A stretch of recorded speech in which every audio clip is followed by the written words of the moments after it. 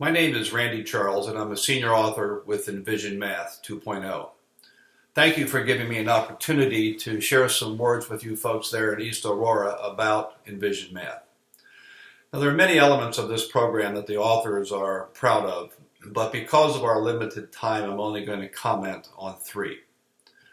First, we fully embraced a two-part instructional model that research shows develops deep conceptual understanding. The first part is called problem-based interactive learning. In this model, new ideas are introduced by students working together to solve a problem that calls for them to connect ideas that they have previously learned to new ideas. And making these connections is how understanding is built. Now, most elementary math programs have had for years and still have activities to start lessons. But there's a significant difference between problem-based interactive learning tasks and the typical ones found in other math programs. Now, in problem-based learning, students are given a true problem and invited to solve it in any way that they choose. The research says that students will cognitively struggle with the new ideas. Most traditional activities are stepped out with very low cognitive demand. We also know that problem-based interactive learning is the best vehicle for developing students' facility with mathematical practices. Problem-based learning is most effective when those important new ideas are made explicit. So the second part of our instructional model is called visual learning, and this is where the important math, the new ideas, are introduced. We know it's important for teachers to present information to students, such as definitions, procedures, and so forth. But what's important is telling the right things at the right time. The visual learning part of the lesson needs to build on the thinking and work students do in problem-based learning. Then making the important math explicit in part two, we believe should be done through a conversation with students driven by rich questions that are often grounded in multiple mathematical practices.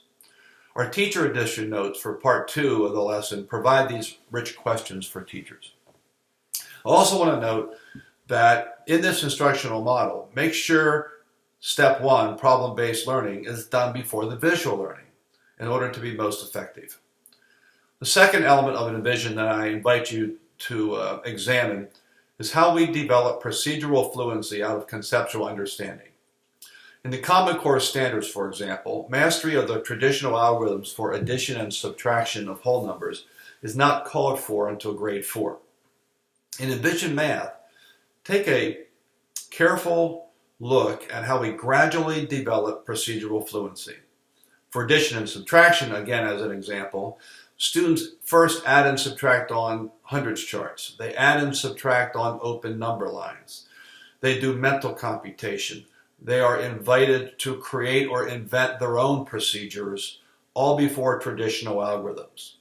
So in our program, we do introduce traditional algorithms before grade 4, but only as one strategy for doing calculations.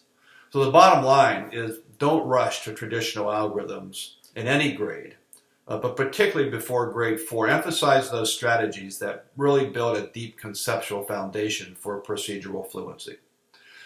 The third element of enVision I invite you to examine is our development of quantitative reasoning or problem solving. Quantitative reasoning involves understanding the quantities in a problem and how they're related regardless of the numbers involved. Three elements to take a look at are the following. First, we have a much greater variety of problem structures leading to greater problem complexity in the early grades and throughout the grades. This builds, of course, on some of the CGI work out of Wisconsin. And then second, examine our developmentally appropriate of our bar diagram representations, beginning with part whole in kindergarten and evolving to more complex representations in the later grades.